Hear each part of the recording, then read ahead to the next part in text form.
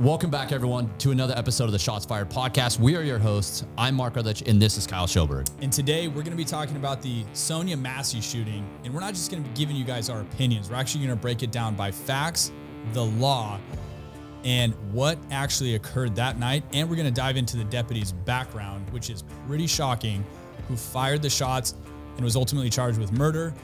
We brought in Scott Savage, the owner of Savage Training Group, in studio with us today. Scott, thanks for coming in and doing this. It's been a minute since you've been in studio with us, so thank you for making the trip. Oh, thanks for having me. I'm looking forward to this. Scott, you got to talk into the mic. Thanks for having me. This isn't your first podcast. Scott, this is not your first rodeo. Get it together. Come on. There you go. How's that better? You're just being defiant. Yeah. All right, so are we asking Scott the trick question that we ask everybody? Yeah. Okay. Scott, I know you've been here before, so you already may know the answer. Mark, apparently you have a follow-up question. If he does, we're going to ask you, with all the things that we got going on in this studio, how many outlets do we have? One. I already watched the episode. See, you guys think I don't watch your episodes. Cheater. And I knew that was the question coming. I've already watched it. All it's right. one big, massive power overload. See, I support you guys. So, well, hold on. No, two reasons why we ask. One, A, we want to see if you actually follow and listen. And two, if you actually knew the question. So you passed both. Yeah, nailed it. Scott is incredibly intelligent. So the follow-up question, which you're not going to know because we knew you'd know this, how many of those power strips do we have? Don't look around. How many power strips do we have? One. Surge protectors. Surge protectors. One. Yeah. Interesting. Okay. Two. Wrong. Come on, keep going. 7. Ooh, close. 6. We're gonna get the fire. We are opening ourselves up for any firefighters that watch this for the fire marshal to come knocking on the door. But they have to find out where we're located first. Yeah, no one will actually be able to do that because oftentimes we can't even find it. Exactly. Yeah. Massive liability. That's okay. I'm still going to do it. Yeah. We always want to preface too, we do shut everything down when we leave here, so we don't burn this place down. But we're left with one outlet, and we have several surge protectors to power all this. So I actually think it's quite smart on our behalf with the ingenuity and everything. So this podcast, it's safety second. Safety second. Yeah. And who cares if it smells like smoke right now? Who cares? That's what I say. It's just burning wires. Don't worry about it. Yeah. We're cops. We can deal with it. Okay, so before we get into this video, Scott, tell everybody about who you are, a little bit about your background, and you are the owner of Savage Training Group. Obviously, we've got your stuff everywhere in here. Yeah. Go ahead. Yeah, my name's Scott Savage, retired police officer in 2023, had 24 years of service, worked a variety of assignments, and I own Savage Training Group, which is a law enforcement training organization. We've got about 17 instructors right now. We're teaching classes all over the U.S., and our mission is to raise the bar of law enforcement training. I think it has a lot to do with some of the cases we're going to talk about, or this case today.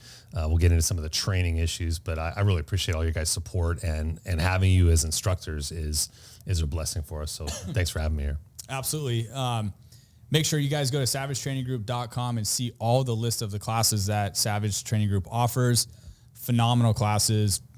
I mean, we have nothing but great things to say about you guys and your business. So, and if they don't see a class that's posted, they can also get in contact with you to offer a class or to host a class. Yeah, right? yeah. Agencies can host classes. We've been to, I think, 20 or so states, but we're always looking to get to different states. If you want to have a really professionally researched, professionally executed training class at your agency, just go to savagetraininggroup.com. We'll head out to your agency and make it happen. Nice. And I want to debunk something real quick, because sometimes when we go teach classes, we get asked if it costs money to host a class, and the answer is no. All you have to do is go on the website, request to host a class. It's free for the agency, provide the room and the equipment, chairs for people to show up at, and you even give that agency free spots for their officers to attend. That's exactly right. Doesn't cost you a dime. You actually benefit from it. That's it. I wanted to get that out there because some people ask. Yeah, that's right. All right.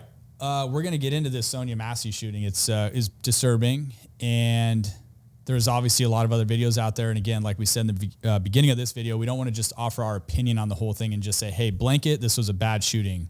We want to actually break down the laws, the tactics that were used, and in kind of an in-depth discussion about who this deputy was that actually fired those shots, and everything kind of encompassing this entire disaster. This video obviously has gone viral. So let's break it down and talk about it. First, I want to talk about the deputy that was involved in the actual shooting. Scott, you did a bunch of research on this guy.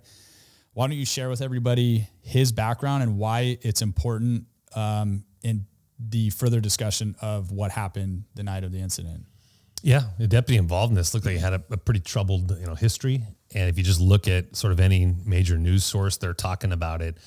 They filed immediately Freedom of Information Act requests on him, his personnel records, and they were able to get a ton of info. So they're saying he was discharged from the Army for serious misconduct, had a history of driving under influence. I think I read something, maybe he had 2 convictions, for DUI. He had been disciplined from a previous agency for his decision making, right? Under high stress incidents, something about he's in a pursuit. Supervisor tells him to terminate the pursuit, and he doesn't, which is sort of what you got to do, right? You're a supervisor. I was a supervisor. And he continued on and was basically pursuing him with no lights and siren on, which is even more dangerous than just keeping your lights and sirens on and doing it. So he was, a couple personnel memos came out, and I think you can find them online, or certainly the synopsis of them, talking about where one of his supervisors was saying, this guy makes terrible decisions. How are you still employed with us, is what one supervisor remarked, which is pretty darn incredible. And they recommended he take all kinds of decision-making classes. Now, if you also publicly available now is his employment records, which showed that he worked at 5 previous agencies prior to the one he was at when the shooting occurred. It's not to say if you've worked at a variety of agencies, it's necessarily bad, right? We know people that have worked at a few agencies. I worked at one agency and then lateraled, reapplied, I guess you would say, to a new agency. Fine if you want to make a change. However, given the context of the rest of this guy's behavior, it just kind of paints a picture of maybe somebody who has got some issues going on. We don't know the man, don't know what the issues are, but spending less than a year at a bunch of different agencies and getting kind of moving around to all this stuff just maybe speaks to a level of commitment, or, gee, maybe I got in trouble here, I'm going to go move over there. It really looks bad for these agencies as far as their hiring practices. Every one of those agencies, which is mentioned by name, in the press now, locally is under a microscope. Why did we hire this guy? Or these other agencies are going, man, we dodged a bullet by firing this dude or getting him to resign. But the agency that did pick him up, where he was ultimately employed with when he was involved in the shooting, knew or should have known, about this guy's history. The last thing I would say just about him, just from some research and really it's just Googling this stuff, is there's a photo that's kind of going around that shows him. And if you kind of look a little deeper and find the whole booking photo where it's not cropped, you'll see his arms and he's got a bunch of tats on there. And before anyone in your audience freaks out, like, what's wrong with tats? There's nothing wrong with tats. But given the context, again, of what's going on, that is going to come up in court. Right? When he's involved in a shooting and you can see the forearms and see the tats that are on there. I'm looking at his booking photo right now. Maybe you can, splice that in or whatever. Dude's got skulls on his arm. Mm-hmm. There's nothing inherently wrong with putting skulls on your arm. Maybe you like a death metal band that's got that, or you got some good reason for doing that. But I can tell you, as cool as you think that is, when this goes to court and your picture is, this giant photograph of you in front of the court, it's not going to be that cool, and they're going to use it to show frame of mind. Right now, when you listen to this guy talk, I think he explains his frame of mind, and that's all you need to hear. But that's going to be used against him, as is all this other previous employment stuff. So that's kind of what I found looking at his background. Yeah, I find it interesting. So being a supervisor, and I'm sure you've probably had the same experience. I think you have cops that are aggressive. They're great street cops. But they operate a lot in the gray area. And I know you've worked with some where, albeit they're out there maybe doing a good job, but they're pushing the envelope, operating in that gray area. And eventually, like case in point, his supervisor tells him to, cancel his pursuit. He's still chasing the person with no lights and sirens, right? Because he just doesn't have it in him to stand down from that, right? He's chasing the rabbit. He wants to get the bad guy. And so I think that's ego driven. So when you have cops like that, I think it's so imperative that supervisors have to hold cops like that accountable so it doesn't spiral into something like this. And it will eventually, may not be as drastic as this, but it will turn into something where that cop is going to do something to either get himself severely in trouble and or a partner, and to include the supervisor. So I think that's worth noting. If you're a supervisor, you work with people like this who they're skirting that gray area all the time. I think you really got to pay attention to that and not just brush it off as, that's just kind of the guy that he is. It's important. I mean, have you worked with people like that? Yeah. And I want to mention the multiple agencies that he worked for. You even said it's not necessarily that you're working at that many agencies, you're switching around. There are plenty of people that relocate, different opportunities, but all of those were in such a short amount of time. I think it was since 2000. This is the 6th agency since the year 2020. I'm sorry, 2020. Yeah, I was going to say 2000. No way. Yeah, within 4 years, it's 6 agencies. Yeah, you're right. That's the part that's kind of triggering. Red flags. And so, I guess the question becomes, well, why did this agency pick him up? And for anybody that's not a cop who's watching this, to become a police officer, even if you're a cop and you want to lateral to another agency, you still have to go through the exact same background process that anybody else would have to go to.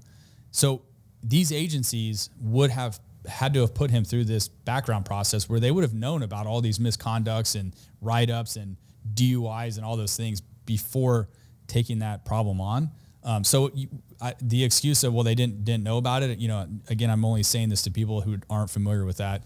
They would have had to have known about his prior conduct. Yeah, but part of the hiring process too, though, should point out is that they're known and they know about that information, but then that applicant, who is this deputy, is allowed to explain those situations, and those background investigators may believe that or think he's changed, he's done his punishment, and they think that portion of the problem is no longer there, and then they move on. Yeah. So it's not just like they knew about it, but they did it. There's an explanation process as well. Yeah. And I think there's also a lack of standardization there, right? So one agency may have a very strict standards where they're like, we're not touching this guy because we don't know what other places he applied at. I bet if you really got into it, he's got applications in all over. Probably, and it's kind of like whoever said yes. That's a good point. Now this agency, I think I don't know if it's the last agency or one of the agencies in there said, well, yeah, we did know about some previous discipline, but had he explained it like he explained it to us at the time he was working for that agency, then it would have been okay. So kind of like to Mark's point, it's like, we don't know how it was adjudicated. What did he say during the employment process? What specifically did he leave for? And agencies often to avoid a wrongful termination lawsuit will say, we're going to fire you, Kyle. Would you like to quit instead? Mm-hmm. Yeah. And that does the agency a favor because they avoid any part of wrongful termination, because you can't come back and sue us because we didn't fire you, remember? But what it does is it kind of jams up everybody else, because although maybe I'm going to use you, but the applicant was a bad cop, he resigned. He didn't get fired. He doesn't have any adverse employment stuff. So then he can go out and be a free agent and get hired again. But the city, the first agency that wanted to fire him, is like, sweet, we don't have to deal with this guy anymore. And the officers always say yes when the agencies make them that deal, because why wouldn't you say yes? You're not going to be like, no, fire me. Yeah, because you're ultimately going to get fired at the end of the investigation. So that's how that happens. I mean, if people are wondering, like, how can this be? Well, it's complicated, but you got to think about it from the actual employment law stuff. And this happens in private industry too. It's just, that's what, this is one of the reasons why people are able to bounce around like that. Yeah. So, okay, let's talk about the tattoo thing real quick. Yeah. You brought it up. I guess I would ask both of you what your thoughts are on agencies allowing cops to show visible tattoos, or should they limit what those tattoos are? But then that's like a whole other issue. I don't think they should be limiting showing your tattoos. It's either all in or no. Yeah, I'm okay with showing tattoos. I'm okay with like beards, different things like that, because the public wants law enforcement to represent their community. And my community has tattoos. My community has beards. Like, that's where I come from with that. So I'm okay with it. But furthering with that, it's, if you cover them, your booking photos could still have that. And then depending on the jail, if you have tattoos, they're going to take pictures of your tattoos because they want to identify if you're a gang member or not. And they're not going to treat law enforcement any different. This person's being treated no different than any other person that's been arrested. So they're going to identify your tattoos anyways. And I imagine they have access to that. So covered or not, I imagine that stuff's going to be coming out. Yeah, I don't have a strong opinion either way as far as beards, tats, outer carriers, all the stuff that agencies are doing. Like, to me, I think about, man, we got bigger fish to fry, like than worrying about that stuff. I personally just don't really have a strong feeling. My thing is just like when cops are doing stuff like getting tattoos, the t-shirts they wear, the stuff they're putting on Instagram, like, this is a free country. You could do whatever you want. I just always wonder, do you realize like how this is going to play out when it goes to court? And just, from being a trainer, I just find myself researching a lot of court cases all the time because we look at, how did this end up, right? We see the body cam, but how did things play out in court? And time again, I'm seeing this stuff. There's a lot of interesting cases out there, like Daniel Shaver, the guy that was killed in Mesa, Arizona, where the shooting officer had modified the ejection port on his AR that said, "You're effed," right? That, I guess, seemed really cool when you did it, probably not as cool later. There's a kid named Dustin Pigeon who was shot out in Oklahoma City, and the sergeant that ended up shooting him, it was ruled a bad shooting, and he was criminally prosecuted. And that sergeant, to show his frame of mind, the prosecuting attorney introduced his T-shirt business that he had off, on his off time, and you can already imagine what his T-shirt said, right? Yeah. I hunt the evil you pretend doesn't exist. Yeah. Big game hunter, and all this macho stuff. And it's like, dude, that may seem super cool and rad, and you think you're so tough when you're doing that stuff. You're giving the prosecution, ammunition. Now, these people I mentioned, I'm not trying to defend them and give them a way out, like hide that stuff so you don't get prosecuted, because everyone I mentioned needed to be prosecuted. But for the good cops, for the regular dudes among us, it's like, just don't create problems where it doesn't need to be there. Or if you're going to do it, just look me in the eye and go, hey, I know how it's going to play out in court when I get into a shooting. I'm purposely screwing myself, and I'll be like, okay, dude, right on. Yeah. Yeah. This is an interesting career. If you're in law enforcement, those are all things you have to take into consideration. This is a job where you do have the lawful authority to take a person's life, and that is not taken lightly. And, all these things that you do outside of work, post on social media, everything that you guys just talked about, no other job has to worry about that. So you got to take it into account. Yeah. So, well, let's get into it. Let's talk about the video. So the deputies are called by Sonya Masse to her house for some type of, she thinks there's an intruder, or a prowler at her house. We'll play the video footage for you guys. You can see that the deputies are on scene, clearing around her yard, and it's obviously late at night. And I want to make note that this type of call is, if you're a graveyard cop, this is a absolute routine nightly call for service that you're going to get. You may get people who hear animal noises or something on the side of their house, and they think somebody might be breaking in. The wind might cause an issue, doors slamming. People don't want to go outside and check their own properties if they believe somebody's out there. So that's why they call us. So this isn't like some out of the ordinary call for service for a graveyard cop to go to. They show up. It appears that they obviously realize that there's no intruder. No one tried to break into her house. The screens weren't taken off her windows. Nothing like that. They end up inside her house. They try to identify her, and we're going to break down the laws and all the legal aspects for you guys here in a minute. But it starts to go a little sideways when she's digging around in her purse. She's trying to find her ID, and all of a sudden, I think she starts making some comments or statements where I'm pretty sure the deputies start to realize that maybe she's got some mental health issues, things going on. And one of the deputies sees that she's boiling a pot of water in the kitchen and makes the comment, let's shut the stove off. We don't want to start a fire while we're here. She gets up, goes to turn the stove off.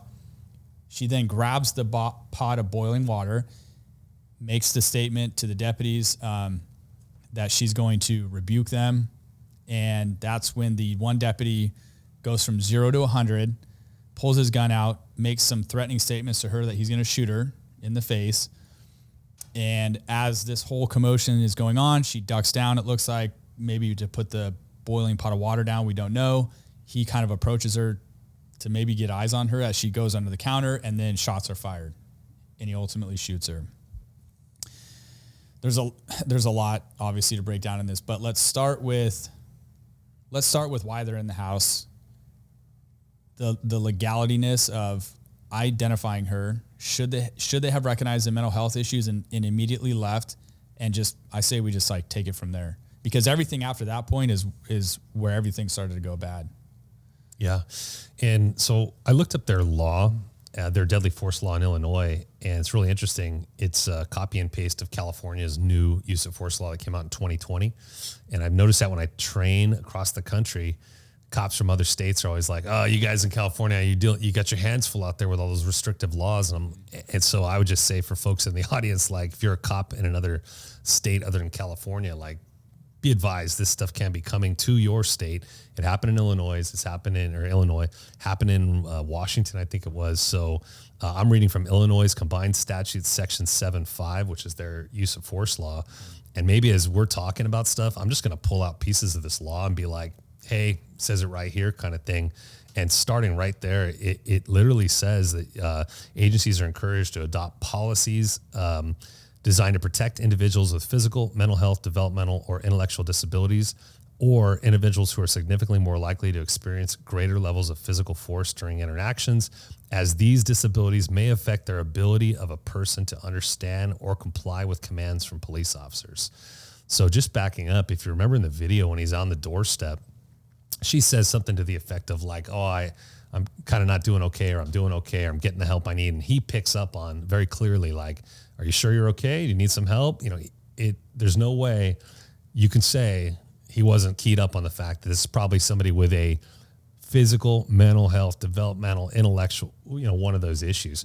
The lawmakers have put it in the law in the state saying, when you see these things, you have to know, you knew or should have known, that's the term they'll use in court, you knew or should have known that this person could have difficulty complying or understanding commands. So fast forwarding, anything that happens after that, you're put on notice by, even if it wasn't in the law, just sort of common sense. Like, this isn't going to just be a normal conversation I'd have with someone who doesn't have some mental health struggles. And we'll get into, is it smart when you think someone's got boiling water over there to tell a mentally ill person, go grab that water? We'll get into that. But I think, to your point, he knew, right? And it's very obvious this person had some mental health struggles right from the get-go. Okay, so legally, can the officers identify her being on call? Yes, they can. I mean, they can ask her for her ID. They most certainly can do that. And she's being compliant with them. She's trying to give them her ID. And then she starts to make more and more comments where I think, things start to kind of go from, okay, something's not right here. To your point, the officer does ask her, go turn the stove off or whatever, because we don't want to start a fire in here. And you're right. Like, before we even started recording, you were like, well, that's like telling somebody who's mentally ill, go grab those knives and go put them somewhere else, because we don't want those to be a factor in this call we're dealing with right now. That's just not a smart decision to do. He could have done it himself. But at what point do you think, I'll ask both of you, but what point do you guys think that, okay, things aren't going well, they know there's no intruder, there's no crime that has occurred at this point. Should they have just left? My opinion is, yeah. And I keep keying in on, why would somebody, like, why do you want them to turn the water off? The boiling water, why do you want them to turn it off? You're getting you're IDing them and then you're leaving. Like, do you plan on being there longer? That just, there's no real discussion on it. It's just intriguing. Like, why would you have someone turn the water off if you're just getting their ID and you're leaving? Yeah, great point. When you're outside of our house, the only way we can go inside someone's house is with consent, warrant, exigency, maybe a probation or parole clause. They ask for consent, they're allowed to go in. Absolutely. Can you then ask to the person for identification for my report, which is what he said. I need your information for my report. Yeah, you can ask her. She's under no legal obligation to provide that, but she seems to be getting it. Now she's digging around in her purse. She's saying, well, I'm going to show you some documents and all that kind of stuff. So right there, I mean, this is someone who's got some mental issues. How far are you going to take it to try to get that name? Not very far is probably the issue, right? But she's sort of compliant and she's saying that. I like what Mark just said though. It's like, why do we need the water off? What happens if boiling water continues to boil? It's not like a pot of, oil or something like that, or maybe they couldn't tell. It just evaporates. Yeah, it evaporates. So, maybe they couldn't tell. They're going to say, well, gee, it could have been anything on the stove. Okay. But the wisdom of telling someone who or should have known is mentally ill to go grab hot water, and then perceive that them grabbing hot water as a threat makes no sense. There's a lot of legal theories about that's called officer created jeopardy, state created danger. It, in a nutshell, says you can't create your own exigency. right? If a vehicle's coming at me and a guy's trying to run me over, the law allows me to shoot at this person or do anything else to use like deadly force against someone who's trying to kill me with a vehicle. But I can't go run out in the freeway here and stand in the middle of the freeway right now and then shoot the guy who's coming at me and then say, well, you guys said I could shoot people who were trying to drive me over. You know, you would say, well, wait a minute, Scott, that doesn't make any sense. You put yourself in that situation. And I sometimes think that, you know, as cops, we do things that we're not playing chess, we're playing checkers. We got to think a few steps ahead here. Like, this isn't smart, what I'm about to do. Yeah. And when the person does do that and is not, you know, arming themselves with a knife or a gun or something like that, but is holding onto some water, I think there's about 20 other ways to handle that, right? Other than with planting your feet in the ground and pointing a gun at her. I do think it's interesting that, and we should take into account that it's 12:50 in the morning when they're getting this call. It was 30 minutes before about 30 minutes before the first shots were fired.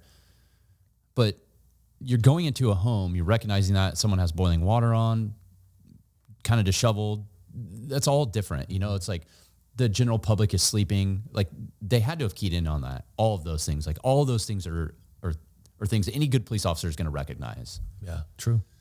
Okay, so it gets interesting so now she goes and grabs the pot of boiling water, right? Could you argue that hot boiling water could cause great bodily injury if thrown on you? Maybe, I don't know how much water was in this pot. The officers did start to close the distance on her when she picks that up. Let's talk about the deputy who fired the shots, his initial reaction to when she says, because he's laughing and joking with her, like literally he's laughing with her as she's going to turn the water off. And it wasn't until she made the comment about, Jesus will rebuke you or I will rebuke you. And I mean, it flipped a switch in him and he went from 0 to 100. The things that he said to her, I'm going to, effing shoot you in the face. To me, I mean, that comes across like this guy is like just itching for that scenario where he gets to use deadly force. Maybe that's a stretch, but from what he's saying and the tone of his voice, it's almost like like he wants to be in that scenario.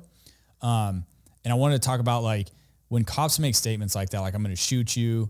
Are those things appropriate to say to people that you feel like you might have to do that to somebody?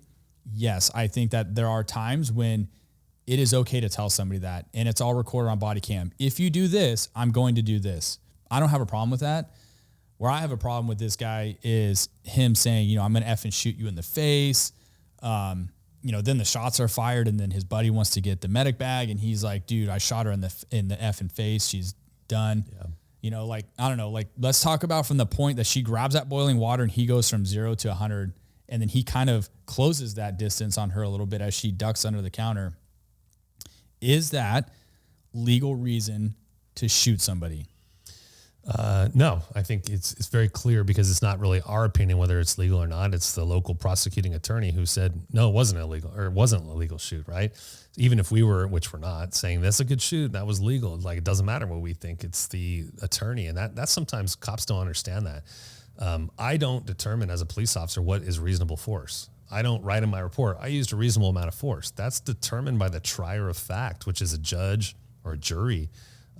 That's not for me to say, right? I try to demonstrate the fact that it was reasonable, but here the attorney, the district attorney, whatever they call it there, is saying this is not a legal shooting.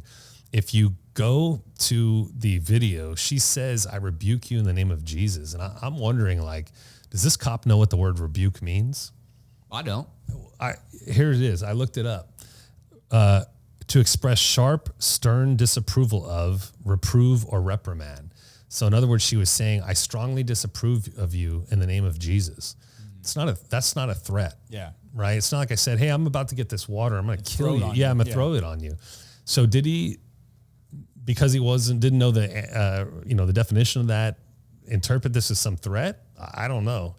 But that doesn't give you a right to do it. And if you, again, go to their law, this Illinois combined statute law, it says, just like it does here in California, that an officer can use deadly force when they believe a person presents an imminent threat of death or they use the word great bodily harm to the police officer another person, and they define imminent as when, based on the totality of the circumstances, a reasonable officer in the same situation would believe the person has the present ability, opportunity, and apparent intent. So using what occurred with Miss Massey, the present ability would be the hot water. The boiling water. The opportunity would be the fact that, I guess, the officer is in a throwable distance of said water. And she's holding it. She's holding it. She has to be able to have the ability to even throw it on him. So she's holding it. That's right. And then the apparent intent, well, I don't know if this in the officer's mind, he thought the statement about being rebuked in the name of Jesus was some formulation of intent, but nothing up until that point has she demonstrated hostile intent. As a matter of fact, she's been nothing but cooperative. Mentally ill is not the same as hostile, right? Yeah. She's done nothing to be hostile. She's the one that called for help. She said, hey, I think there's a prowler outside. I'm looking for my ID, but I want to give you some documents that I want you to read. And you told me to go turn off a boiling water, and I'm doing just what you said, right? And so for the officer to then interpret this as a threat, it's not reasonable, right? He may subjectively in his mind go, yeah, but I thought this and I thought that, and I thought that's cool, but it's not objectively reasonable. What you think in your mind is not the, it's not what the court is using to evaluate that. And it's pretty clear when you just apply the law, because I think anybody can look at this. Most reasonable people look at this video and go, that's not great. That's not a good shooting. That cop needs to be prosecuted. That's true. But if you're a police officer, you're a trainer, and you're trying to help other young officers understand this incident, you got to know why. And you know, don't just be like, well, don't do that. Nah, you got to tell us why, because the law doesn't allow it. And the law is the rules, and those should inform our tactics after that. So this guy should have been in there going, hey, I don't think the law is going to support what I'm going to do.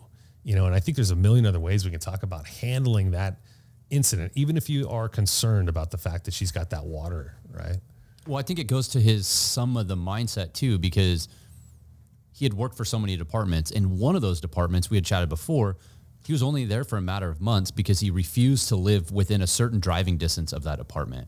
We discussed, we didn't know if he knew that at the time of being hired, or if you have a certain amount of time to move within that time frame once you are hired, but he's still making his own decision of, no, I'm not going to do that. And then you get to this point and it's like, he did get triggered. There was an immediate trigger, and it was really aggressive out of nowhere. And I don't know if that's because his partner was behind him. Maybe he didn't know what was going on, but there was a trigger, and he definitely got elevated. In one of the other departments that he even worked for, that agency said that he needed high stress decision-making training. And I think this demonstrates the high stress decision-making training, because was this a high stress situation? Yeah. Did he Absolutely make it not. that? Yeah, he made it interesting. that, but it wasn't. I mean, and his like demeanor and the way that he was talking to her, you know, and I guess in his mind he thought it was a lethal scenario, obviously. Yeah. But the way that he was speaking to her and the tone of his voice just struck me as like he's in control. I am in control. You will do everything I say. I am the boss. I have this badge and gun. Yeah, That's how I took it. It's sickening, honestly. Now post shooting, I can't help but feel bad for the partner that's there, because you know this guy is stuck with this cop who's displaying this probably super type A personality, right? So who knows what he's thinking? But he's like wants to go get the medical bag to render medical aid, which it doesn't matter if you believe the person is deceased or not, you know, where you've shot him. Like we've all been in officer involved shootings. Like you need to do that, right? You need to render the care. You're not the medical personnel sitting there declaring this person dead. You need to make the effort if it's safe to do so. So this guy's like wanting to go get the med bag, and he's just like, nah, don't even waste your time, man. I shot her in the face. That whole conversation after the fact, I found to be pretty sickening. Almost like, yeah, don't even waste our time doing that because I shot her in the face. Like he was proud of that. Like he said he was going to do that to her, and then he actually did it to her, and then it almost came across like he was proud of it. Yeah, like I told you so. Yeah, that's true. And in their law, it even talks about the authority to use physical force conferred on a peace officer is a serious responsibility that shall be exercised judiciously and with respect for human rights and dignity and for the sanctity of every human life. it's really hard to argue any way that he's demonstrating a sanctity for human life when he's behaving in the way he did. You know, you've got this mentally ill woman that you just told to turn the thing off, and now she goes and touches it. Now you got your gun out. She kind of cowers in the corner. He gets closer to her, which makes no sense. And then afterwards, he shoots her in the face, and partner says, "I'm gonna get my med bag," and it's like, "Nah, don't bother." And then eventually the shooting officer does go get his own med bag, and he comes back in, and at that time it looks like a sergeant has arrived, and he says, "Is there anything that can be done, Sarge?" And the sergeant says, "No." And he goes, "Okay, well, I'm not even going to waste my medical stuff." And he puts down his medical bag. It's like, well, first of all, none of you are doctors, right? I highly doubt any of you have any advanced medical training. It's not your position to pronounce death. And many states, including California, and I don't know about Illinois, actually have a law where you are compelled to render or summon medical aid after you use force on someone. So I would probably go ahead and render medical aid to that person, afterwards. And if it looks like it's, maybe the person's not going to survive, well, let's let the higher medical authority determine that, and they can sort of be the judge of that. But we're going to apply our training and do everything we can before that. And I think what you're pointing out is that your behavior after a shooting is important, especially even if it's not this shooting. You're just in a regular shooting, and it's a perfectly justifiable shooting. Well, the things you say on body cam, officers really need to think about. You're making a high def movie with a soundtrack after that, and what you say is going to come into play. Yeah. I had an experience where I was like third on scene to an officer involved shooting. Guy literally tries to drive over one of our officers, and I'm third on scene. I get the bad guy out, and we're rendering medical aid to him. And then the cavalry arrives and all this stuff. And 5 years later, I get called into federal court because the officer's being sued. And I get called into court, and I'm telling his lawyer, the officer's lawyer, why do you want me to go to court? I didn't really do anything. I was like third on scene. And his lawyers go, no, we love you. We love you. What you said on tape is perfect. What you did for this man in rendering medical aid and the way you were speaking to him helps to combat what his side is saying, which is the cops are all evil. They just wanted to shoot this guy and they're violent. It falls apart the minute you watch the tape. And so me and my other partner I was a paramedic before, he was an EMT before. So we're doing our stuff on him. At one point I got the bad guy a pillow for his head. Big guy's laying on the pavement. I'm like, hey, get a pillow. Let's put a chest seal here. Hey, buddy, you're not going to die. All that kind of stuff. Whether I like this guy or not, whether this guy tried to kill one of my partners 2 seconds ago or not, isn't relevant to the fact that our new mission is to try to save this dude's life. Yeah. It's the right thing to do, and the law demands it. Yes, I totally agree with you. And I just had this conversation the other day with somebody, some other sergeants. I'm like, you got to cover this stuff in briefing. Everything you say after the fact is you're giving your statement on body camera. You got to watch what you say. And when your supervisors show up on scene, it's tough, because what is the first thing you do when you use force as a cop? You got to explain to your sergeant what you did. You got to call your sergeant and explain why you did what you did, why you used force, right? Now you're in a shooting. Right.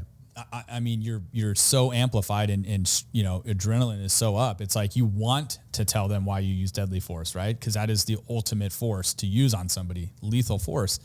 All you want to do is explain why you did that to somebody, and you can't. And it makes it really, really hard. And cops out there have to understand that you can't just start vomiting out the mouth about why you did what you did. And that's a whole other conversation, right? Yeah. That we would get into. But in this guy's case in point, you can't even show after the fact that he used lethal force, that he even cared for her, gave an ounce of crap about what he just had done to her. It was all just, I don't know, it was like sickening in the way that everything he was saying and did after the fact.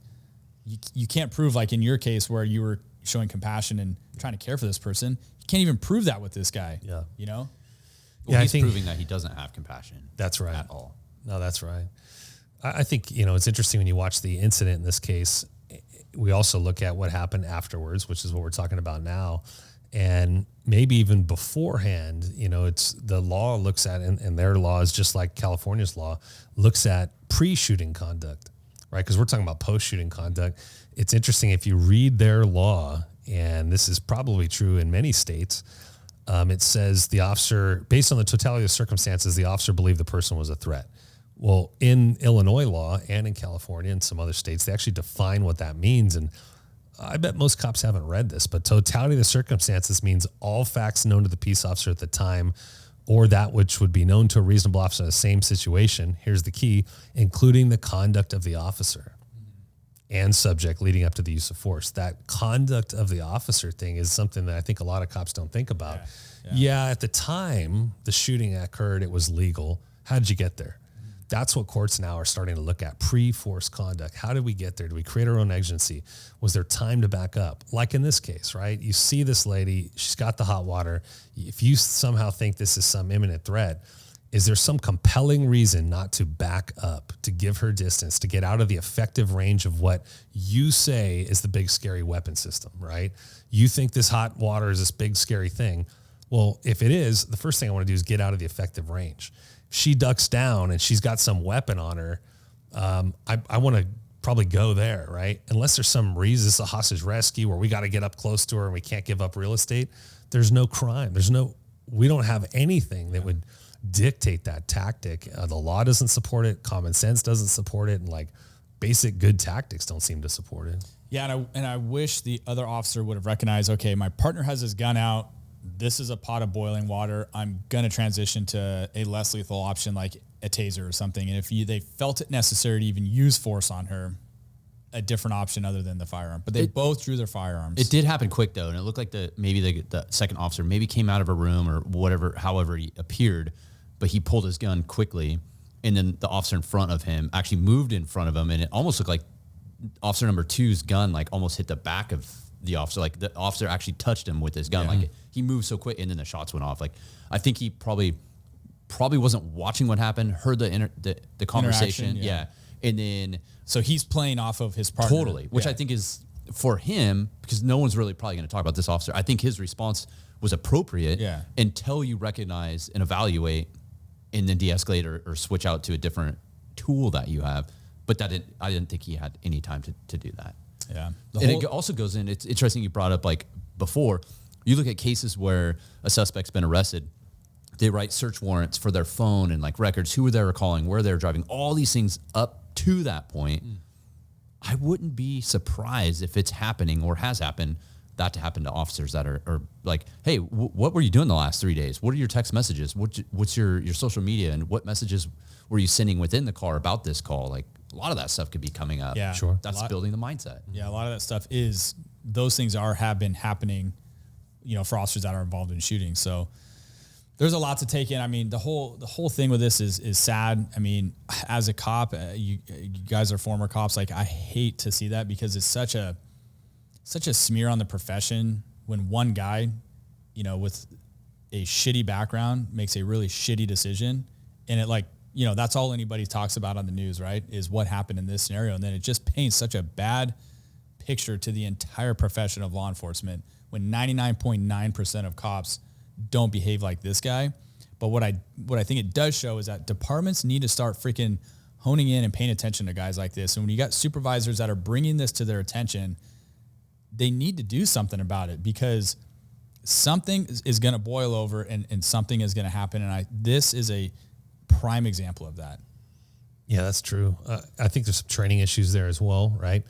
I don't know about it at your agency, but are we training officers what to say when our partner overcommits to something and is in too deep, is in too far? Do we have a phrase? Do we have a code word? Do we have something we can train officers to do? Because I think most people would look at that and go, hey, partner, you should have grabbed your partner and got him out of there. Yeah, but are we training that? Because we train this like individual operator mindset where the cops, we ride around our own cars, we do our own thing. Yeah, and I act independently. I'm contact, you're covered. You kind of just, be quiet. And as that cover officer, you need to be somewhere between like mute and mutiny, right? Somewhere between not saying anything and totally taking over the call. And at my agency, we started training guys break contact, the word break contact. Why? Because young guys thought it was cool, breaking contact. Like they saw the SEALs do it on some video, break contact, right? I mean, it sounds stupid, but it's like you got to train. If these young cats like to be tactical and stuff, let's train that. Okay, break contact. So when you see your partner in an FU fest with somebody and this isn't going well, or like in this situation, there's no crime, we're pushing forward on something. This is going to be all bad. Now we're pointing guns at someone who hasn't committed a crime. That right there is a key, because if we shoot this person, the Graham factors, crime, threat, resistance, whether they're trying to make, trying to escape, it's all bad. There is no crime. Yeah. So break contact or something like that would probably be a takeaway for agencies. Like, come up with something. Let's drill this. Let's not just wait till the big day it happens and hope my partner's going to call me off. Like, let's drill it. Yeah. I like it. I think for a guy like this, I almost look at it like if his partner tried to do that, I almost feel like that guy would overpower his partner and he's going to do it anyways. Oh yeah. I think you're right. Yeah. Some guys like this just are not going to be told what to do. I mean, I think we have demonstrated that with his past behavior. So I think for some it would work. I think for people with egos like him, I don't see that working. Yeah, you're probably right. And I'm not saying it's not a good idea. I think it's a great idea, especially for his partner who's like, well, I tried to do that, and whatever his decision is going to be after that that's on him. Yeah. But I think as the partner, you can at least recognize that and you're trying to make a difference. But I think a guy like that he's doing his own thing anyways. And I don't think anything you say to him is going to break his attention from whatever his mind is set on, Yeah. Well, I think this is a tragic case. Yeah, it is. It's horrible. Sonya Masse's family. Like, absolutely. I think we could all agree on that. I just want to highlight a couple quick little important dates, things that have come out on this. Like, this incident happened July 6th at 12:50 in the morning. Later that morning, a press release was done where the officer was fired and then ultimately arrested for that incident. Mm-hmm. July 12th, the civil rights attorney, Ben Crump, was retained. July 18th, that was the officer's first day in court where he pled not guilty. And then the following day, July 19th, is when Massey was laid to rest.